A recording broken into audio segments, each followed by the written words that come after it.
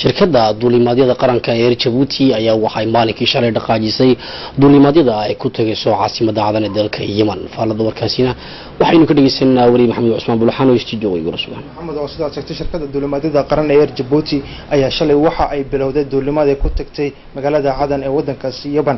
Duulimaadkaas oo kii ugu horeeyay munaasabadaasi waxa ka qayb galay oo ka qabsantay garoonka caalamiga ee diiradaha cadan ayaa waxa uu joogay wafdi balaaran oo ka socday jamhuuriyadda Djibouti ee dalka Yemen waxaana kamid ahaa xogayaha guud ee wasaaradda gaadiidka iyo qalabaynta mudane Saciid Nuux Xasan agaasimaha shirkadda duulimaadyada qaran ee Djibouti mudane Abdurrahman Ali Abdi iyo labada danjire ee Djibouti iyo Yemen.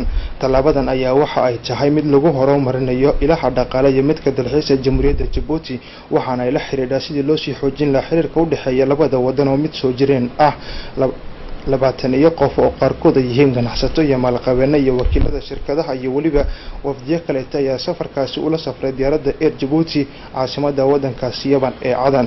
Shirkadda duulimaadyada qaran ee Air Djibouti ayaa iyadu dhowr wadan u duusha sida Jamhuuriyadda Federaalka Itoobiya iyo dalalka dariska iyo caalamka.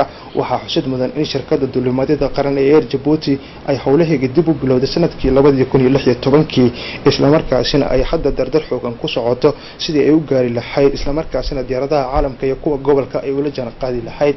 Markii halkaasi gaareen ayaa wafdigaasi si wanaagsan lagu soo dhaweeyay waxaana halkaasi markii ay gaareen ay ku nasteen qolka diyaaradaha ee wadankaasi Yemen caasimaddiisa ku yaal Cadan halkaasi oo si rasmi ah hadda tolo diyaaradda duulimaadka qaran ee wadanka ee Air Djibouti ay safarro ay iskaga kala gooshayso Cadan iyo Jamhuuriyadda Djibouti ay toos u bilaabi doonto. dartii cadan aan ku soo dhaadhacnay walaalahayna reer cadmeed reer Yemeniya si fiican bay noo soo dhaweeyeen. diyaaradani diyaaradii ugu horeysay weeye tii u dambeysayna ma noqonayso. waxaan doonaynaa hadduu alla nagu admo inaan cilaaqaadkeena aan adkayno labadeena wadan.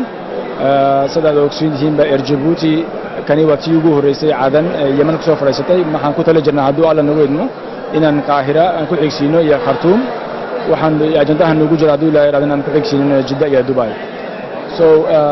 walaalaheen si odaarkiisan sidii noo soo dhaweeyeen si farxad leh. diyaaradda odaarkiisan way buuxdaa deja oo dadkii rakaabkii aad bay diyaaradda u raaceen.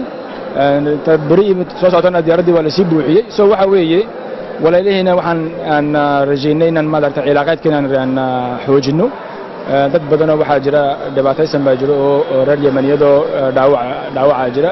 waxay naga codsadeen inaan dhaawacooga aan qaadno aan takhtarada geeyno haddii ilaahay raado. waa ka daaduu ilaahay anagu asturana wax kale ma dartay ilaahayna nabadooda ma dartay oo adkeeyo man